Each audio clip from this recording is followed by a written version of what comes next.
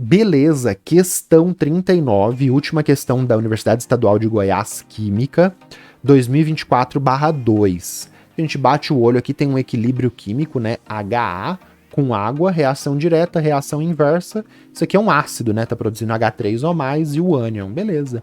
Todo equilíbrio químico que envolve a participação de íons é denominado equilíbrio iônico. Olha que definição, né? Tranquila. Tem íons, é equilíbrio iônico. A ionização de um composto covalente em água com a formação de um ácido ou a dissociação de uma base em meio aquoso são exemplos de processos reversíveis, ou seja, de equilíbrios, que dão origens a equilíbrios iônicos, porque envolvem íons em solução, né? Beleza, com base na equação genérica descrita a seguir, verifica-se que, então, equação genérica, quem é esse composto A? O A é um cara genérico aí, pode ser qualquer coisa que você imaginar que faça sentido.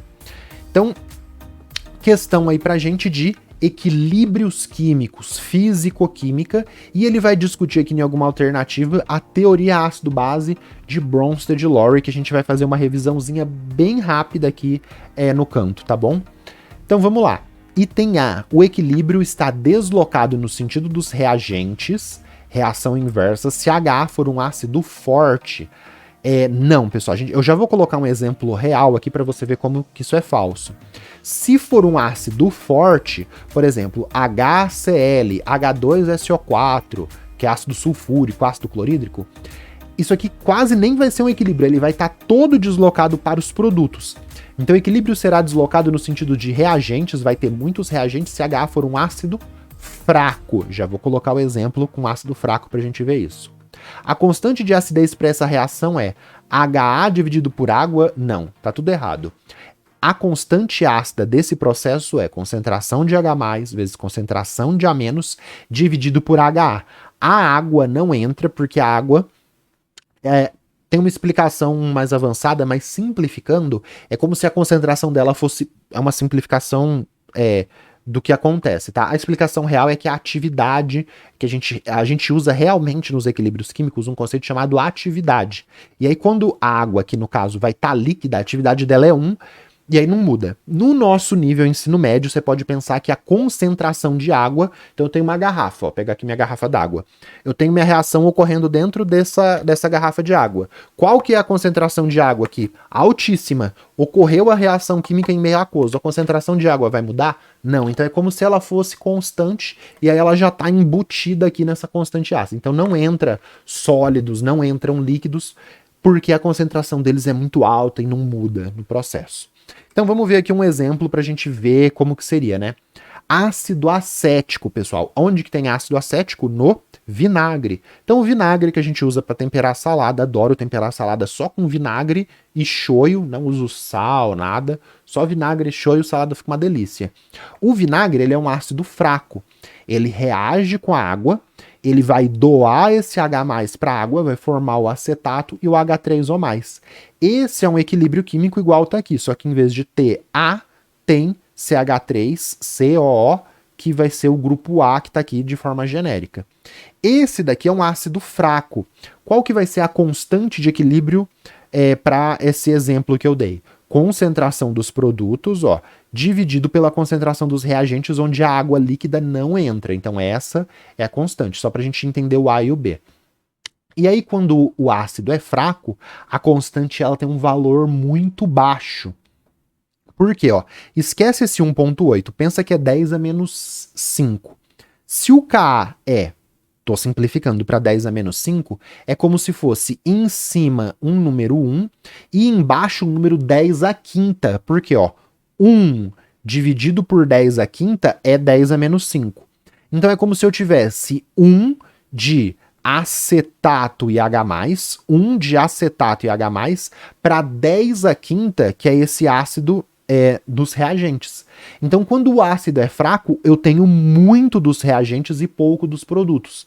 No caso aqui do ácido acético, é aproximadamente para cada 10 a quinta ácido acético. O que é 10 a quinta? 10 a quinta é 10 mil. Então, de cada 10 mil moléculas de ácido acético, só uma, duas vai virar acetato e liberar H+. Então, de cada 10.000, só uma faz isso. Ou seja, o equilíbrio está deslocado no sentido dos reagentes, se for um ácido fraco, como o ácido acético, com Ka baixo, beleza? C. A reação representada acima é um exemplo da teoria de ácido-base de Bronsted-Lowry. Sim, pois Ha doa um próton para a base água. Ha doa um próton para a base água com a formação dos pares conjugados. Sim, tá certo, pessoal. Vou fazer, ao invés daqui da equação genérica, no nosso exemplo, tá? Então, o que está acontecendo aqui? O ácido acético do vinagre, ele doa esse H+, para a água recebeu esse H+, vira o H3O+, que tem o nome de hidrônio. E aí sobra o H3CO-. A gente pode colocar uma nomenclatura aqui embaixo para você entender melhor. Então, o ácido acético do H+, é um ácido, e a água, ela recebeu H+, vai ser uma base. Aí você vai falar assim, ué, base não é quem doa OH-? Não só. Essa é a base de Arrhenius. A gente já vai ver um resumão aqui. Quando uma substância recebe H+, ela também é base. Só que ela é base pela teoria de Bronsted-Lowry. E aí esse H+ veio para a água, virou o H3O+. Esse cara, ele tá segurando o H+. Agora ele virou um ácido conjugado. Por quê? A reação para lá formou esses caras, certo? Se esse H3O+ agora doar, ele H3O+, doar um H+ para esse cara que formou, volta para cá. Então o H3O+ agora ele é um ácido conjugado porque ele se formou ali nos produtos. Esse H3O+, nossa, passou um avião aqui desesperado. Esse H3O+, como ele pode doar um H+ para base conjugada formada, a gente chama ele de ácido conjugado e base conjugada. Então o ácido doa um H+ para a base. Essa base, ao receber um H+, ela vira um ácido conjugado. Por que ela vira um ácido conjugado?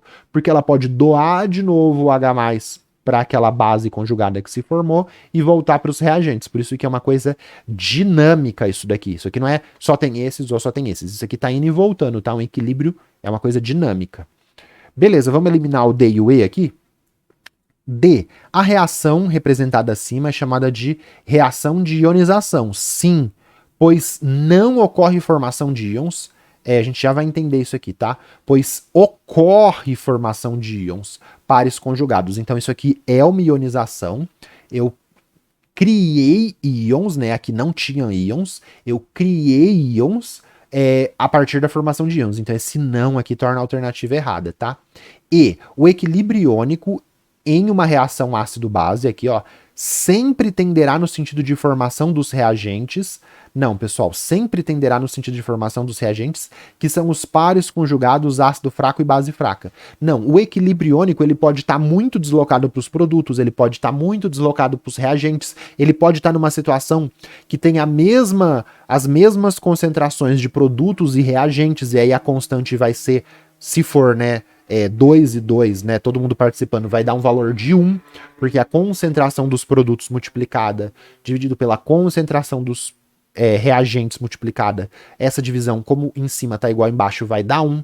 Então, se o K é maior do que 1, tem muitos produtos. Se o K é igual a 1, e tem as mesmas quantidades ali, né? Se o K é igual a 1, a quantidade de produtos é igual a de reagente, e se o K é muito menor do que 1 ou menor do que 1, tem mais dos reagentes, como é o caso do ácido fraco, beleza? Então a gente eliminou. Agora aqui o resuminho que eu coloco, né? É um resumo clássico, tá? Para você entender as teorias ácido-base de Arrhenius, Bronsted-Lowry e Lewis. A teoria de Arrhenius. Ácido é quem libera H+ em água, por exemplo, HCl, e base é quem libera OH- em água, como o caso do NaOH. Mas a teoria de Bronsted-Lowry, ela explica esses casos e mais outros. Por exemplo, a água, olha aqui, ó, esses caras aqui, eles podem se comportar como base, porque eles vão pegar H+. Então, por exemplo, o HCO3-, se ele receber um H+, ele se comportou como base. A água, se ela receber um H+, ela se comportou como base. A amônia, NH3, ó, o símbolo aqui é B, 2 pontinhos, porque é o par de elétrons atacando o H+. A amônia, recebeu um H+, se comportou como base. E aí a gente tem a situação esquisita que pode ocorrer nesses equilíbrios, que é ter uma substância, por exemplo, que pode ora se comportar como ácido, ora se comportar como básico. Como base, por exemplo, a água. Se a água doar um hidrogênio, ela se comporta como um ácido, doadora de H+. Só que nesse caso aqui, a água está se comportando como base, porque ela recebe H+. Então, a mesma substância, se ela pode doar H+ ou receber H+, a gente fala que ela é uma substância anfiprótica. Ela pode fazer as duas coisas, beleza? E aí tem a teoria de Lewis também, que eu não vou entrar muito em detalhes aqui, mas aí é ácido não sendo só quem doa H+, ele expande ainda mais esse conceito para, por exemplo, BH3, a LCl3, que é quem recebe par de elétrons. Recebeu par de elétrons é um ácido. Aí a gente marcou o A, né? Então HA é um ácido que doou H+ para água, que se comportou como base, tranquilo. Sugestões aí para você, se você quiser se aprofundar nessa teoria ácido-base de Bronsted-Lowry, dá uma olhadinha nessa questão do exame discursivo da UERJ 2024, questão 8, vale a pena ver. E se você quiser já ir para outros tópicos, avançar aí nos equilíbrios químicos, dá uma olhada nessa questão de deslocamentos de equilíbrios, que aí você já está indo para outros tópicos e vai avançando nos seus conhecimentos em fisicoquímica, beleza? Então foram essas duas questões, essas 4 questões que a gente fez, terminamos a prova.